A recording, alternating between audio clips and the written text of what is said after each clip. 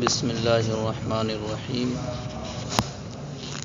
الحمد للہ رب العالمین والصلاة والسلام علی سید الانبیاء والمرسلین وعلی آلہ وصحبہ اجمعین اما بعد فقد قال اللہ تبارک وتعالی اذا السماء انفطرت واذا الكواكب انتثرت وَإِذَا الْبِحَارُ فُجِّرَتْ وَإِذَا الْقُبُورُ بُعْثِرَتْ عَلِمَتْ نَفْسٌ مَّا قَدَّمَتْ وَأَخَّرَتْ يَا أَيُّهَا الْإِنسَانُ مَا غَرَّكَ بِرَبِّكَ الْكَرِيمِ الَّذِي خَلَقَكَ فَسَوَّاكَ فَعَدَلَكَ فِي أَيِّ صُورَةٍ مَّا شَاءَ رَكَّبَكَ كَلَّا بَلْ تُكَذِّبُونَ بِالدِّينِ وَإِنَّ عَلَيْكُمْ لَحَافِظِينَ كِرَامًا كَاتِبِينَ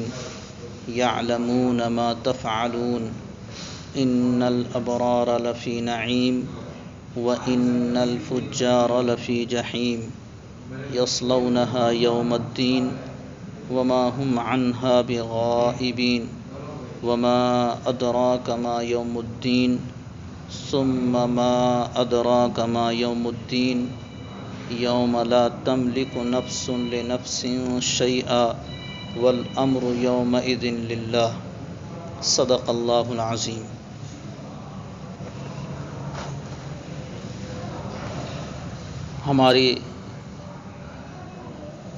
ہمارے درس کا جو سلسلہ تھا وہ آج سورۃ الانفطار پر پہنچا ہے اور آج سورۃ الانفطار پر بات ہوگی۔ اس کے بعد اس پارے کی 2-3 یا 3-4 صورتیں رہ جاتی ہیں۔ اس سورہ پاک میں اللہ تعالی نے قیامت اور قیامت کے بعد کے یاد دہانی کرائی ہے اور بندوں کو اس کے بعد کی زندگی کے لیے تیاری کرنے کی طرف توجہ دلائی ہے۔ اور جو سورہ پاک کا جو آغاز ہے اور اس کی جو شروعات ہے وہ آخرت ہی کے قیامت ہی کے منظر سے اس کا آغاز ہوا ہے۔ فرماتے ہیں کہ اذا السماء انفطرت، جب آسمان پھٹ پڑے گا۔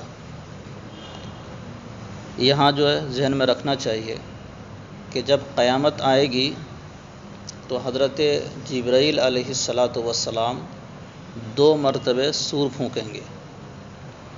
ایک مرتبہ جب سور پھونکیں گے تو اس وقت یہ جو کائنات ہے وہ کائنات کی ساری چیزیں ٹوٹ پھوٹ جائیں گی اور پھر پوری زمین ہموار ہو جائے گی، برابر ہو جائے گی، نہ یہاں کوئی سمندر ہوگا نہ یہاں کچھ بھی ہوگا، ساری چیزیں بالکل ختم ہو جائیں گی۔ اسی طرح سے انسان جو اس وقت زندہ ہوں گے اور جتنے لوگ بھی ہوں گے وہ سب کافر ہوں گے، کوئی مومن اس وقت نہیں ہوگا، اور اس سے پہلے ہی مومن سب مر چکیں گے۔ حدیث میں آتا ہے کہ جب قیامت آئے گی تو قرب قیامت سے پہلے ایک ہوا چلے گی اور اس ہوا کی وجہ سے جتنے مومنین صالحین ہوں گے سب مر چکیں گے۔ اب جو قیامت آئے گی وہ بروں پر ہی آئے گی۔ لا تقوم الساعة الا علی شرار الناس، قیامت جو آئے گی وہ برے لوگوں پر ہی قیامت آئے گی، یعنی اس وقت زمین پر برے لوگ ہی رہیں گے، اچھے لوگ اللہ کے پسندیدہ لوگ اس وقت نہیں رہیں گے۔ اب جب قیامت آئے گی تو وہ لوگ بھی مر جائیں گے۔ قرآن حضرت عزرائیل علیہ السلام جو سور پھونکیں گے تو اس پہلے سور پھونکنے سے وہ سب مر چکیں گے۔ اب جب دوسری بار سور پھونکیں گے تو پہلے سور میں جو مر گئے تھے وہ لوگ بھی، اور حضرت آدم علیہ السلام سے لے کر کے آخر زمانے تک جتنے لوگ قبر میں جا چکے تھے وہ سب دوبارہ زندہ نکلیں گے۔ اور جب دوبارہ زندہ نکلیں گے تو پھر وہ لوگ میدان محشر کی طرف بھاگیں گے، اور پھر وہ منظر ہوگا کہ کیا کہتے ہیں حساب و کتاب کا سلسلہ ہوگا، اور اس حساب و کتاب کے سلسلے کو جو قائم کیا جائے گا تو سب الگ الگ نبیوں کے پاس لوگ جائیں گے، بلکہ جلدی حساب و کتاب نہیں ہوگا، میدان محشر نہایت ہی سخت سنگین ہوگا اور گرمی ہوگی، لوگ اپنے اپنے اعمال کے لحاظ سے پسینوں میں ڈوبے ہوئے ہوں گے۔ وہ جہنم جانے سے پہلے اور جنت جانے سے پہلے کا ہوگا وہ منظر، یعنی ابھی نیکوں کو اس کا بدلہ جو جنت ہے وہ میں نہیں ملے گا ابھی، اسی طرح سے بروں کو اس کا جو بدلہ جہنم ہے وہ بھی ان کو نہیں ملے گا، ابھی حساب و کتاب کا سلسلہ نہیں ہوگا، اس سے پہلے ہی یہ منظر ہوگا۔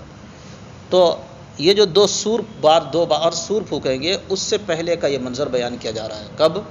اذا السماء انفطرت، جب آسمان ٹوٹ پھوٹ جائے گا۔ یہ کب ہوگا؟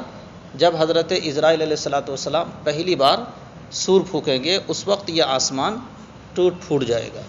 وَإِذَا الْكَوَاكِبُ انتَثَرَتْ، اور جب ستارے بکھرنے لگیں گے، یعنی ستارے بھی جو ٹوٹ پھوٹ کر بکھر جائیں گے اور پھر اس کے بعد اس کی کوئی حیثیت نہیں ہوگی۔ یہ بھی وہ کب ہوگا؟ جب حضرت عزرائیل علیہ السلام پہلی بار سور پھونکیں گے۔ وَإِذَا الْبِحَارُ فُجِّرَتْ، اور جب سمندروں کو بہا دیا جائے گا، اور سمندروں کو بہا دیا جائے گا، اس سے پہلے سورہ میں ہے وَإِذَا الْبِحَارُ سُجِّرَتْ، اور جب سمندروں میں آگ لگا دی جائے گی۔ تو اس کا مطلب یہ ہوا کہ پہلے سمندر کو جو ہے جب حضرت جبرائیل علیہ السلام سور پھونکیں گے تو اس وقت حضرت عزرائیل علیہ السلام سور پھونکیں، ہاں سب زبان سے ہی نکل جا رہا ہے، حضرت عزرائیل علیہ السلام جب سور پھونکیں گے تو اس وقت جب کیا کہتے ہیں پہلی بار جب سمندر ہوگا تو وہ اس سمندر میں ایسے ایک طغیانی آئے گی، جوش آئے گا، جیسے آج بھی جب کیا کہتے ہیں کوئی طوفان آتا ہے تو بہت زیادہ جوش ہوتا ہے، تو اس جوش کی وجہ سے کھارا سمندر اور کیا کہتے ہیں میٹھا سمندر، دونوں کا پانی ایک دوسرے سے اس وقت کیا ہو جائے گا؟ مل جائے گا۔ اور اب ایسا ہے کہ کھارے دریا کا پانی الگ ہے اور شور اور نمکین دریا کا پانی الگ ہے، لیکن اس وقت حضرت عزرائیل علیہ السلام جب سور پھونکیں گے، ہاں یار میں بار بار غلطی ہو رہی، حضرت اسرافیل علیہ السلام سور پھونکیں گے، حضرت عزرائیل علیہ السلام کا کام ہے جان لینا، ٹھیک ہے؟ حضرت اسرافیل علیہ السلام جو سور پھونکیں گے، اس سور پھونکنے کے نتیجے میں پہلی بار جو ہوگا وہ ایک طغیانی آئے گی، جوش آئے گا، اور اس جوش کی وجہ سے کھارا اور میٹھا سمندر دونوں ایک دوسرے سے مل جائیں گے، اور دونوں مل جانے کے بعد پھر ایک ایسی گرمی پیدا ہوگی جس گرمی کی وجہ سے وہ سمندر جو ہے ایک بھاپ اور دھواں بن جائے گا، اور پھر دھواں بن جانے کے بعد اس میں آگ لگ جائے گی، اور آگ لگنے کے بعد پورا سمندر ختم ہو جائے گا۔ سمجھ میں؟ اسی کو کہا ہے کہ وَإِذَا الْبِحَارُ سُجِّرَتْ، جب سمندر کو آگ لگا دیا جائے گا، سمجھ میں؟ جب سمندر میں آگ بھڑکا دی جائے گی، ٹھیک ہے؟ اب یہاں ہے کہ وَإِذَا الْبِحَارُ فُجِّرَتْ، جب سمندر کو بہا دیا جائے گا، اس کا مطلب اس سے پہلے کا مرحلہ ہے۔ پہلے جب حضرت اسرافیل علیہ السلام سور پھونکیں گے تو سور پھونکنے کے بعد ایک اتنا جوش ہوگا اس سمندر میں کہ اس کی وجہ سے کھارا اور سمندر پانی اتنا اسی طغیانی ہوگی، ایسا جوش ہوگا اور لہر آئے گی جس کی وجہ سے سب ایک سمندر دوسرے سے مل جائیں گے، بھڑک اٹھیں گے۔ بات سمجھ میں آئی؟ بات سمجھ میں آ گئی نا جی؟ وَإِذَا الْقُبُورُ بُعْثِرَتْ، اور جب قبروں کو اکھاڑ دیا جائے گا، جب قبروں کو اکھاڑ دیا جائے گا۔ اب یہ جو شروع کے جو 3 مرحلے تھے، آسمان کا پھٹ جانا، ستاروں کا بکھر جانا اور سمندروں کا بہا جانا، یہ 3 مرحلے تھے نفخہ اولا سے پہلے۔ نفخہ اولا کے بعد، نفخہ اولا کے بعد کا مطلب ہوا کہ حضرت اسرافیل علیہ السلام جب پہلی مرتبہ سور پھونکیں گے تو یہ تینوں باتیں پیش آ جائیں گی۔ آگے کی جو بات ہے وہ اس کا تعلق ہے حضرت اسرافیل صلی اللہ علیہ وسلم جب دوسری مرتبہ سور پھونکیں گے اس وقت کی بات ہے۔ وَإِذَا الْقُبُورُ بُعْثِرَتْ، اور جب قبروں کو اکھاڑ دیا جائے گا، یعنی جب دوسری مرتبہ سور پھونکیں گے تو قبر کو اکھاڑ دیا جائے گا، اور قبر سے جو لوگ پہلے سے مردہ لاشیں تھیں وہ سب لاشیں جو ہے باہر زندہ ہو کر کے نکلنے لگیں گے۔ سمجھ میں آئے؟ اور پھر اس وقت علمت نفس ما قدمت وأخرت، ہر آدمی، ہر نفس جان لے گا وہ عمل جو انہوں نے ما قدمت جو انہوں نے پہلے کیا ہے، وما اخرت اور جو انہوں نے پیچھے چھوڑ دیا ہے، یعنی وہ نیکیاں جو انہوں نے پہلے آگے کے لیے بھیج دی ہیں، وما اخرت اور جو انہوں نے پیچھے چھوڑ دی ہیں، یعنی جو کر نہیں سکے، سمجھ میں جو کر لیا گویا کہ وہ آخرت کے لیے بھیج دیا گیا، اور جو نہیں کیا گویا کہ انہوں نے پیچھے ان اعمال کو چھوڑ دیا ہے۔ تو ہر آدمی اپنے کیے اور نہ کیے کو اس وقت کیا کر لے گا، جان لے گا۔ ظاہر بات ہے اس درمیان میں بہت سارے مرحلے ہوں گے، جیسا کہ میں نے بتایا کہ یہ سب ہونے کے بعد جب سب آئیں گے میدان محشر ہوگا، میدان محشر میں بھی حساب و کتاب میں بھی کافی تاخیر ہوگی۔ حضرات انبیاء علیہ الصلاۃ والسلام کے پاس سب لوگ جائیں گے کہ اللہ کی بارگاہ میں درخواست کیجیے کہ اللہ تعالیٰ جلدی سے حساب کتاب کر لیں۔ ہم بعض لوگ یہ بھی کہیں گے کہ جہنم ہی چلے جائیں، لیکن حساب تو ہو جائے، اس میدان سے نکل جائیں گے، یعنی اتنا اکتا جائیں گے وہ لوگ۔ اور بہت سے لوگ جو ہے حضرت آدم کے علیہ الصلاۃ والسلام کے پاس، حضرت نوح علیہ السلام کے پاس، حضرت ابراہیم علیہ الصلاۃ والسلام کے پاس، حضرت موسیٰ علیہ السلام، حضرت عیسیٰ علیہ السلام، پھر حضرت نبی کریم صلی اللہ علیہ وسلم کے پاس آئیں گے، اور پھر نبی علیہ الصلاۃ والسلام سجدے میں گریں گے تو اللہ تعالیٰ فرمائے گا سل تعطیٰ، آپ مانگیے آپ کو دیا جائے گا، یعنی آپ کی بات کو قبول کیا جائے گا۔ اللہ تعالیٰ سے درخواست کریں گے، اللہ تعالیٰ پھر حساب و کتاب کا مرحلہ شروع ہوگا، اور پھر اس کے بعد ہر آدمی کو اس کے نام اعمال بتا دیا جائے گا۔ بات سمجھ میں آئی؟ تو اس وقت ہر آدمی اپنے اپنے نام اعمال کو کیا کر لے گا، جان لے گا۔ اچھا، اس سے پہلے بھی کچھ ہو سکتا ہے، اس لیے کہ ہر آدمی جو پسینے میں غرق ہوگا اپنے اپنے اعمال کے لحاظ سے ہی غرق ہوگا، اس وقت جو پریشانی ہوگی اپنے نام اعمال کے لحاظ سے پریشانی بھی ہوگی۔ بہت سے لوگ ہوں گے کہ اللہ تعالیٰ کے عرش کے سائے میں ہوں گے، اور اس وقت اور لوگ دھوپ میں پریشان ہوں گے، تو ظاہر بات ہے کہ اس وقت بھی اپنے اعمال کو جو جانیں گے وہ تو، لیکن مکمل جو جانیں گے وہ کب، حساب و کتاب کے بعد۔ بات سمجھ میں آ گئی؟ تو جب آسمان پھٹ پڑے گا اور جب ستارے ٹوٹ ٹوٹ کر بکھرنے لگیں گے، اور جب سمندر کو بہا دیا جائے گا نفخہ اولا کے بعد، پھر جب نفخہ ثانیہ ہوگا تو قبروں کو اکھاڑ دیا جائے گا اور وہاں سے لاشیں نکل جائیں گی، اور پھر ہر آدمی اپنے کیے ہوئے اور نہ کیے ہوئے ہر عمل کو جان لے گا۔ یا ایھا الانسان ما غرک بربک الکریم۔ اب بیان کر رہے ہیں کہ جب یہ بات طے ہے کہ آسمان پھٹے گا اور یہ روشن ستارے ٹوٹ ٹوٹ کر بکھر جائیں گے، سمندروں کو بہا دیا جائے گا، اور پھر ہر جو لوگ مر چکے ہیں ان کو بھی جو ہے زندہ کیا جائے گا، اور پھر ہر ایک کو اس کے اعمال کا بدلہ دیا جائے گا، ہر برے اور اچھے عمل کا بدلہ دیا جائے گا، تو پھر انسان کو عمل کرنا چاہیے۔ اللہ تعالیٰ مخاطب کر کے بندوں کو کہہ رہے ہیں کہ اے انسانو ما غرک بربک الکریم، تم کو اپنے کریم رب سے کس چیز نے دھوکے میں ڈال دیا ہے؟ اگر تم آج اپنے رب کریم رب کی طرف متوجہ ہو جاؤ گے تو پھر وہ وقت جو آنے والا ہے اس وقت تم کو کوئی پریشانی نہیں ہوگی، وہ کریم رب تم کو اس وقت مدد فرمائے گا اور تمہارے اس اپنی طرف متوجہ ہونے کا بہت زیادہ بدلہ دے گا۔ لیکن تم کو کس چیز نے تم کو دھوکے میں ڈال دیا ہے کہ آج اپنے کریم رب کو چھوڑ کر کے دنیا کی طرف بھاگ رہے ہو؟ اور ایک لفظ الکریم لا کر کے بیان کر دیا، کئی باتیں بیان کر دی، ان میں سے ایک بات یہ بیان کی کہ آج تو تم لوگوں دنیا کی طرف بھاگ رہے ہو، اس وجہ سے بھاگ رہے ہو کہ رب کریم ہے۔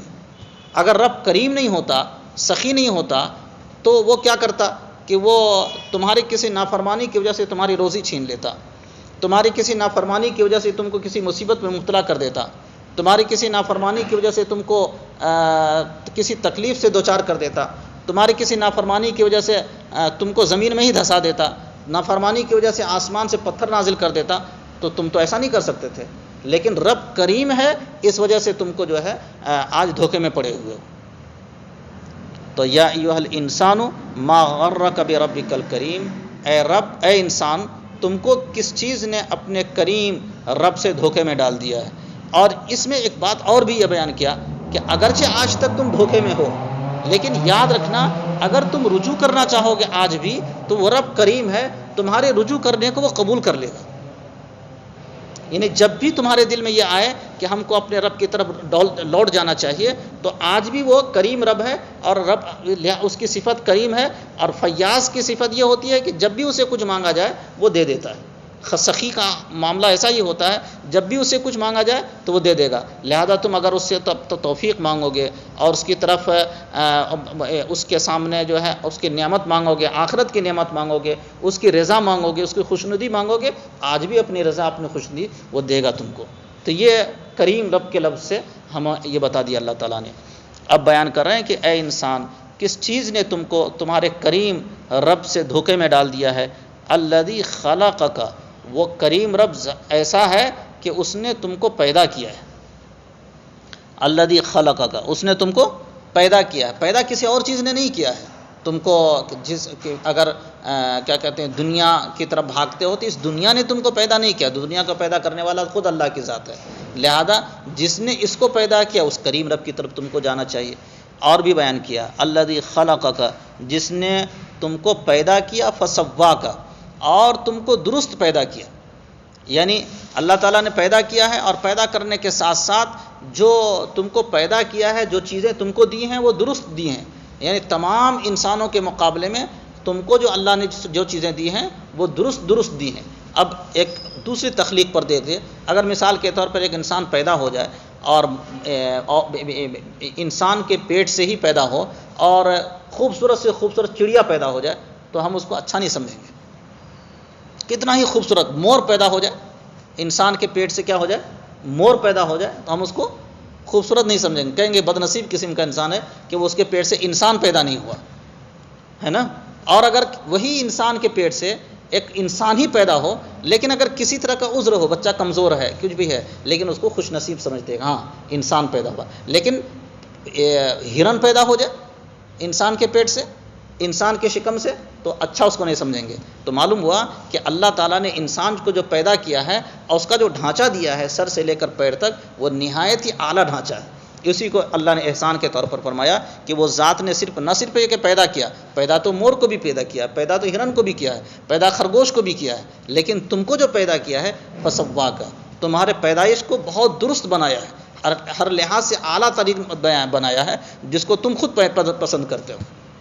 اب اگر انسان مثال کے طور پر ہماری آنکھ ہے، یہاں دے دیتا اللہ تعالیٰ، ہم کچھ نہیں کر سکتے تھے، ہم کچھ کر سکتے تھے، لیکن ہم کو چلنا پڑتا تو ہم کسی چرز کی روشنی کو یہاں سامنے لاتے یا پیچھے کی طرف چلنا پڑتا، ہم کو آگے کی طرف نہیں چل سکتے تھے۔ ایک چھوٹی سی مثال ہے یہ، صحیح ہے نا۔ اسی طرح سے اللہ نے دل دیا ہے، اگر ہمارے ہاتھ میں رکھتا ہر وقت رکھتے تو کتنی حفاظت کرنی پڑتی، لیکن اللہ نے ہر چیز کو اس کی جگہ پر رکھ دیا ہے۔ ہم بے فکر ہو کر دنیا کے کام میں لگے رہتے ہیں اور اللہ کی عبادت میں بھی لگے رہیں، کسی بھی کام میں لگے رہیں، ہمیں اپنے جسم اور اس کی فکر کرنے کی ضرورت نہیں ہے، ساری چیزیں اپنی ضرورت پوری کر رہا ہے۔ سانس لینے کے لیے اللہ نے ہوا دے دی ہے، اور ہمیں حالانکہ ہر سیکنڈ پر سانس کی ضرورت پڑتی ہے، ہوا کی ضرورت پڑتی ہے، لیکن اس کے لیے اللہ نے اتنا زیادہ فضا میں رکھ دیا ہے کہ ہمیں بولنے کی ضرورت نہیں، بغیر نیت کرنے کے بغیر وہ چیز حاصل ہو رہی ہے۔ تو یہ چیز ہے کہ فسواک، بہترین طریقے سے اللہ نے پیدا کیا، فعدلک، اور اعتدال کے ساتھ پیدا کیا ہے۔ اعتدال کہتے ہیں کسی چیز میں نہ کمی ہو اور نہ کسی چیز کی زیادتی ہو۔ آج مثال کے طور پر جب انسان پیدا ہوتا ہے تو اس کو شوگر کے ساتھ پیدا نہیں ہوتا ہے، اسی طرح سے انسان پیدا ہوتا ہے تو پریشر کے ساتھ پیدا نہیں ہوتا ہے، اسی طرح سے انسان پیدا ہوتا ہے تو کیا بولتے ہیں کولیسٹرول کے ساتھ پیدا نہیں ہوتا ہے۔ اللہ نے اعتدال کے ساتھ پیدا کیا ہے، اور جب پیدا کیا ہے تو یہاں انسان کچھ کمی زیادتی کی وجہ سے کوئی چیز بڑھ جاتی ہے، تو اللہ نے اعتدال کے ساتھ پیدا کیا، اور ہر چیز میں اعتدال رکھا، مزاج یعنی اعتدال کہتے ہیں درمیانی چیز کو، نہ کسی چیز میں زیادتی ہو اور نہ کسی چیز میں کمی ہو، وہ ہر چیز اللہ تعالیٰ نے اعتدال کے ساتھ دیا ہے۔ اگر کوئی چیز زیادتی کے ساتھ دے دیتا، بدن کی حرارت بہت زیادہ دے دیتا، اب ہماری گرمی رحمۃ اللہ بھائی صاحب کو جو ہے بہت زیادہ ملتی، اب ہمارے پاس بیٹھ نہیں سکتے تھے وہ، اسی طرح سے اگر ان کے اندر بہت زیادہ گرمی ہوتی تو ہم ان کے پاس نہیں بیٹھ سکتے تھے، لیکن اللہ نے ایسا بنایا ہے کہ ہمارے اندر گرمی بھی ہے، ہمارے اندر ٹھنڈ بھی ہے، لیکن ہم اپنی ایک آسانی کے ساتھ ہم زندگی گزار سکتے ہیں۔ تو گویا کہ اللہ تعالیٰ نے ہمیں وہ جو ساری چیزیں دی ہیں اعتدال کے ساتھ دی ہیں۔ تو اسی طرح سے کہتے ہیں کہ اعتدال جو ہوتا ہے، درمیانی چیز جو ہے وہ سب سے زیادہ اچھا ہوتا ہے۔ اسی وجہ سے اللہ تعالیٰ نے ہمیں امت وسط بنایا ہے۔ کیوں بنایا ہے؟ درمیانی امت بنایا ہے، نہ اس میں شریعت میں نہ کوئی چیز بہت زیادہ جو ہے سختی کا ہے اور نہ بہت زیادہ نرمی کا بھی ہے۔ نرمی کا وہ ہوتا بہت زیادہ تو پھر انسان آزاد ہو جاتا، اور سختی ہوتی تو انسان کر نہیں پاتا۔ تو اللہ تعالیٰ نے جو چیزیں دی ہیں وہ بہت ہی اعتدال کے ساتھ دی ہیں۔ اسی طرح سے کہا کہ فی ای صورت ما شاء رکبک، جس شکل میں چاہا اس نے اس کو تم کو ترکیب دی، اس صورت میں تم کو مرکب کیا، اس صورت میں تم کو جوڑ دیا ہے۔ اللہ نے اپنی مرضی کے مطابق جوڑا ہے جس صورت میں چاہا، اور اس صورت کے ساتھ اللہ نے اعتدال کے ساتھ درستگی کے ساتھ تم کو پیدا کیا ہے۔ یعنی گویا کہ اللہ تعالیٰ نے ہمیں جو انعام فرمایا ہے، پیدائش کے بعد درستگی، اور درستگی کے بعد پھر اعتدال، اور اعتدال کے بعد وہ صورت اللہ کی مرضی کے مطابق، کتنی ان تمام چیزوں کے ساتھ اللہ نے پیدا کیا ہے۔ اور اس کا تقاضا یہ تھا کہ صرف اللہ تعالیٰ کا حکم کو انجام دیا جاتا، اور اس حکم کے انجام دینے میں بھی اللہ کا کوئی فائدہ نہیں ہے، ہمارا فائدہ ہے، اس لیے کہ ہماری آخرت سنورے گی، ہم آخرت میں کامیاب ہوں گے۔ لیکن اب اللہ تعالیٰ کر رہے ہیں کہ لیکن اس کے باوجود تم بھاگتے جا رہے ہو ہم سے، یعنی کریم رب سے۔ ما غرک بربک الکریم، اے انسان کس چیز نے تم کو کریم رب سے دھوکے میں ڈال دیا ہے؟ جس رب نے تم کو اتنے احسانات کیے ہیں، اس کے اب معاملہ یہ ہے کہ تم اس کریم رب سے تم کیا کر رہے ہو؟ بھاگتے جا رہے ہو۔ سخی رب، وہ تم کو دنیا دینا چاہتا ہے، وہ تم کو آخرت دینا چاہتا ہے، وہ تم سے راضی ہونا چاہتا ہے، وہ تم کو اپنی خوشنودی دینا چاہتا ہے، وہ چاہتا ہے کہ ہم اپنے بندے سے راضی ہو جائیں، بندہ میری طرف رضا کے لیے تو آئے تو صحیح۔ وہ کریم رب جو ہے وہ تم سے چاہتا ہے، لیکن تم کیا کرتے ہو؟ بھاگتے جا رہے ہو۔ کیوں بھاگتے جا رہے ہو؟ اس کی وجہ یہ ہے کہ تم کو آخرت کی جزا اور سزا کا خیال نہیں ہے تمہارے اندر۔ کلا بل تکذبون بالدین، ہرگز نہیں، ایسا اس کی وجہ سے تم کر رہے ہو، بلکہ اس لیے نہیں کر رہے ہو کہ تم ہر لحاظ سے تم اللہ پر یقین رکھتے ہو، آخرت پر یقین رکھتے ہو، اس لیے نہیں، بلکہ تم آخرت کے دن کو جھٹلا رہے ہو۔ اور آخرت کے دن کو جھٹلانے ہی کی وجہ سے جو کفار، حقیقی جھٹلانا تو کفار مشرکین کا ہے، اس لیے کہ وہ آخرت پر یقین نہیں رکھتے ہیں، وہ کیا سمجھتے ہیں کہ مر جائیں گے، اور ہمارے یہاں غیر مسلم جو ہیں وہ کیا کہتے ہیں، وہ سمجھتے ہیں کہ ہم مریں گے، مرنے کے بعد اگر ہم برے ہوں گے تو کسی دوسری شکل میں جو ہے اگر ہم دوبارہ پیدا کر دیے جائیں گے، جیسا اگر اچھا رہے گا تو کیا کہتے ہیں وہ مور اور اس طرح کے خوبصورت شکل میں پیدا کیے جائیں گے، اور نہیں ہوگا تو ہو سکتا ہے کہ جو ہے کتا بلی کی شکل میں ان کا زیادہ اتنا ہی یقین ہے۔ لیکن اس کا مطلب یہ ہوا کہ ان کو بھی آخرت پر یقین نہیں ہے، اور یہ یقین نہیں ہے کہ ہم اسی جسم کے ساتھ آخرت میں اللہ کے سامنے پیش ہوں گے، اور اسی جسم کے ساتھ اگر ہم نے اللہ کو راضی رکھا ہے تو اسی جسم کے ساتھ جنت کے آرام سے لطف لیں گے، اور اگر ہم نے اللہ کو ناراض کیا ہے تو اسی جسم کے ساتھ جہنم کی سزا کو ہمیں بھگتنا ہوگا۔ اس کو اس بات کا یقین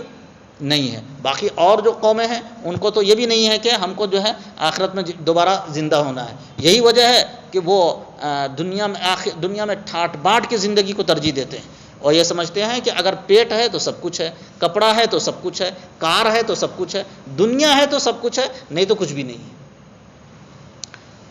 بل تکذبون بالدین، وہ سب کیوں ہو رہا ہے؟ وہ صرف اس لیے ہو رہا ہے کہ ان کو آخرت کا یقین، اب مسلمانوں کے اندر، ہمارے اندر تو آخرت کا یقین ہے کہ ہم آخرت میں الحمدللہ، اللہ کا شکر ہے کہ ہم ایک مومن گھر میں پیدا ہونے کی وجہ سے اللہ نے ہمیں آخرت کا یقین دیا ہے، لیکن ہمارے اندر استحضار نہیں ہے۔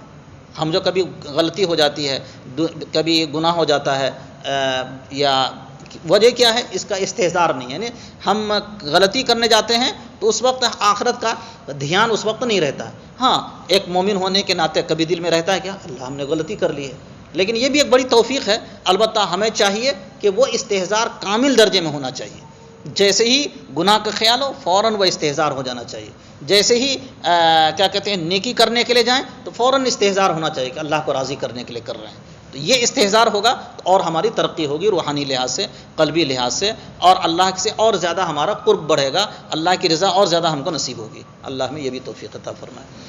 کلا بل تکذبون بالدین، تو تم لوگ ایسا کیوں کر رہے ہو؟ اس لیے کہ آخرت کے دن کو جھٹلاتے ہو۔ وَإِنَّ عَلَيْكُمْ لَحَافِظِينَ، اور یاد رکھو کہ ایسا نہیں ہے کہ تم کو چھوڑ دیا گیا ہے، تمہارے پر ایک نگراں ہے۔ اللہ نے حالانکہ نگراں مقرر کرنے کی اللہ تعالیٰ کی اب ضرورت نہیں ہے، وہ زمین کو حکم دے گا، کل زمین گواہی دے گی، آسمان کو حکم دے گا، آسمان گواہی دے گی، جس جگہ گناہ کیے وہ جگہ گواہی دے گی، جس لباس میں گناہ ہوا ہے وہ لباس گواہی دے گا، اس کو اس کی بھی ضرورت نہیں ہے۔ لیکن ہمیں یہ متنبع کرنے کے لیے کہہ دیا کہ مقرر کر دیا تاکہ ہم چوکن نہ رہیں۔ ہم عام طور پر کس سے چوکن نہ رہتے ہیں؟ ہمارے سامنے کوئی اگر ہے تو گناہ سے چوکن نہ رہتے ہیں۔ اس لیے اللہ نے یہ بھی مقرر کر دیا، اور آخرت میں حجت مکمل کرنے کے لیے بھی، کہ کل آخرت میں ہم یہ نہ کہہ دیں نہیں ہم نے یہ گناہ نہیں کیا ہے، تو ہمارا جو محافظ ہوگا ہمارے ساتھ، وہ محافظ اللہ کے سامنے کیا کرے گا؟ گواہی دے گا، وہ رجسٹر گواہی دے گا کہ تمہارا یہ گناہ لکھا گیا ہے اس بنیاد پر۔ ورنہ اللہ کو اس کی ضرورت ہی نہیں ہے کہ ہمارے گناہ لکھے اور لکھنے کے بعد وہ بیان کرے۔ وہ اللہ ہمارے ہاتھ کو ہی کہے گا کہ تم نے کتنے کتنے گناہ کیے بول دو، ہمارا ہاتھ بولے گا، اور بولے گا یقیناً، ہماری زبان بولے گی۔ وَإِنَّ عَلَيْكُمْ لَحَافِظِينَ، اور تم پر ایک حفاظت کرنے والے نگراں مقرر ہیں، کرامن کاتبین، اور وہ کون ہیں؟ کرامن ہیں اور کاتبین ہیں، سمجھ میں جی؟ یعلمون ما تفعلون، وہ کرامن کاتبین جو ہیں وہ جانتے ہیں ان اعمال کو جو تم کرتے ہو۔ اب اللہ تعالیٰ نے 2-3 آیت میں آخرت نیکوں کے انجام کو بیان کیا ہے۔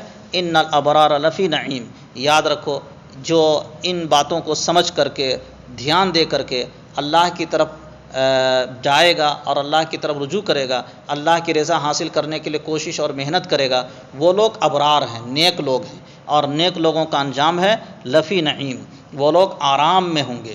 وَإِنَّ الْفُجَّارَ لَفِي جَحِيمٍ، اور فاسق و فاجر لوگ جہنم میں ہوں گے۔ یصلونها یوم الدین، اور فاسق و فاجر لوگ قیامت کے دن جہنم میں داخل ہوں گے، یعنی قیامت کے دن حساب و کتاب ہونے کے بعد وہ جہنم میں داخل ہوں گے۔ وما هم عنها بغائبین، اور وہ اس سے غائب نہیں رہ سکیں گے۔ ایسا نہیں ہوگا کہ ایک دن ابسینٹ رہ جائیں اس دن، اور ہو جائے گا کہ حاضری میں نام نہیں آیا، کہیں چلے گئے، اس کے بعد ایسا نہیں ہو کر سکتے ہیں وہ۔ وما هم عنها بغائبین، وہ لوگ اس سے غائب نہیں ہو سکیں گے۔ وما ادراک ما یوم الدین، اور پھر قیامت کے دن کی اہمیت کو بیان کرنے کے لیے، توجہ دلانے کے لیے بار بار بیان کرتے ہیں کہ آپ کو معلوم ہے کہ قیامت کا دن کون سا دن ہے؟ ثم ما ادراک ما یوم الدین، پھر آپ کو معلوم ہے کہ قیامت کا دن کون سا دن ہے؟ یوم لا تملک نفس لنفس شیئا، اس دن کوئی انسان کسی کے لیے کسی بھی چیز کا مالک نہیں ہوگا۔ ہم چاہیں گے کہ ایک پیسے کا فائدہ کسی کو دے دیں، ہمارے بس کی چیز نہیں ہے۔ کوئی چاہے گا کہ ایک پیسے کا فائدہ ہم کو پہنچا دے، کوئی کسی کے بس کی چیز نہیں ہے۔ آج تو ہو سکتا ہے کہ تھوڑا بہت کوئی آدمی چاہتا ہے مدد بھی کر دیتا ہے، اور مدد کرنے کا اللہ تعالیٰ نے حکم دیا ہے، لیکن اللہ کو راضی کرنے کے لیے۔ لیکن اس دن سارا سلسلہ ختم ہو چکے گا، اس دن صرف اللہ تعالیٰ ہی ساری چیز کا مالک ہوگا۔ اللہ ہاتھ کو حکم کرے گا، ہمارا ہاتھ حرکت کرے گا، نہیں حکم کرے گا نہیں حرکت کو کرے گا اس دن۔ آج تو ہمارے اختیار میں دیا ہے کہ تم استعمال کر سکتے ہو، اب مجھے راضی کرنے کے لیے کر سکتے ہو یا پھر مجھے ناراض کرنے کے لیے کرو، لیکن اختیار ہے تمہارے ہاتھ میں۔ لیکن کل یہ بھی اختیار ہمارے ہاتھ میں نہیں رہے گا۔ آج بھی حالانکہ قدرت اسی کی ہے، لیکن اللہ نے ہمیں اجازت دی ہے۔ والامر یومئذ للہ، اور اس دن سارا کا سارا معاملہ صرف اور صرف اللہ کے ہاتھ میں ہوگا۔ اللہ تعالی ہمیں اس دن کی تیاری کی مکمل توفیق عطا فرمائے۔ آمین۔ وآخر دعوانا ان الحمد للہ رب